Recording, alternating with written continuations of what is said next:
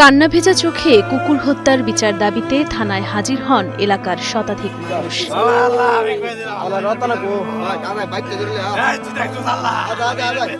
৩০ December সোমবার ঘটা করে কুকুরটির জন্মদিন পালন করার একদিন না পেরোতেই নির্মম এ মৃত্যুর শোক সইতে পারছেন না এলাকার কেউ। যারা আমাদের লাবলুর ভিডিওগুলো প্রতিনিয়ত ফেসবুকে দেখে তারা বুঝতে পারে আমাদের লাবলুর স্বভাব চরিত্র এবং কতটা আন্তরিকতা ছিল এই লাবলুর মাঝে।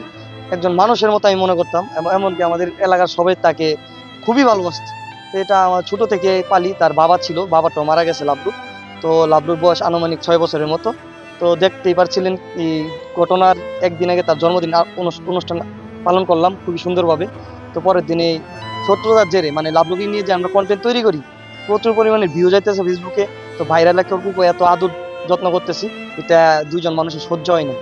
জানা যায় ৩১ ডিসেম্বর মঙ্গলবার নরসিংদীর রায়পুরা পৌর শহরের রামনগরহাটি এলাকায় লাবলু নামের কুকুরটিকে টেটাবিদ্ধ করে হত্যা করা হয়।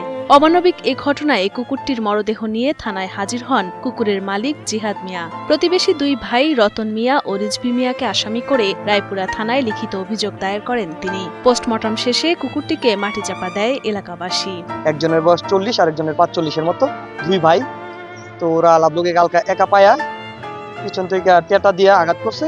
তো পিঠ দিয়ে ঢুকে পেটের ভিতর দিয়ে পারেছে। তারপর লাবলু তখন মনে আক্রমণাত্মক হয়েছে না, এতটা শান্ত প্রকৃতির কুকুর ছিল আমাদের লাবলু।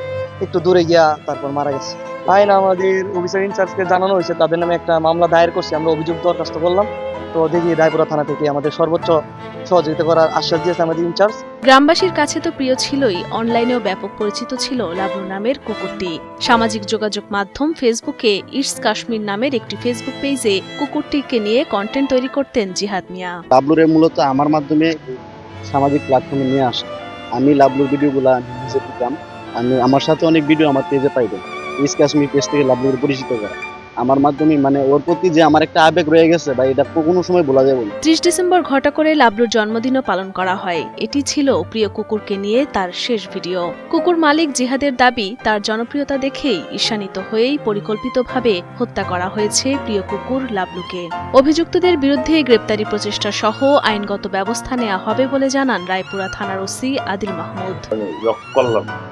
আলাদা আইন আছে, দণ্ডবিধি আলাদা আইন আছে, সেটা পর্যালোচনা করে যেটাতে ভালো বিচার পায় আমার বাড়ি আমরা সে চেষ্টা করি। লাবলুর মতো প্রাণীগুলোর হত্যাকারীদের বিচারের মাধ্যমে দৃষ্টান্ত স্থাপন করলে কমতে পারে প্রাণী হত্যা, সেই সাথে দৃষ্টান্ত হতে পারে দেশের প্রচলিত আইনের। এমনটাই জানালেন উপজেলা প্রাণী সম্পদ কর্মকর্তা মোহাম্মদ কামরুল ইসলাম। আমাদের কাছে কোনো ধরনের তথ্য বা কোনো কিছু ইনফরমেশন আমাদের কাছে জানতে চায় বা আমাদের থেকে চায়, সেক্ষেত্রে আমরা সেটা সাবমিট করব।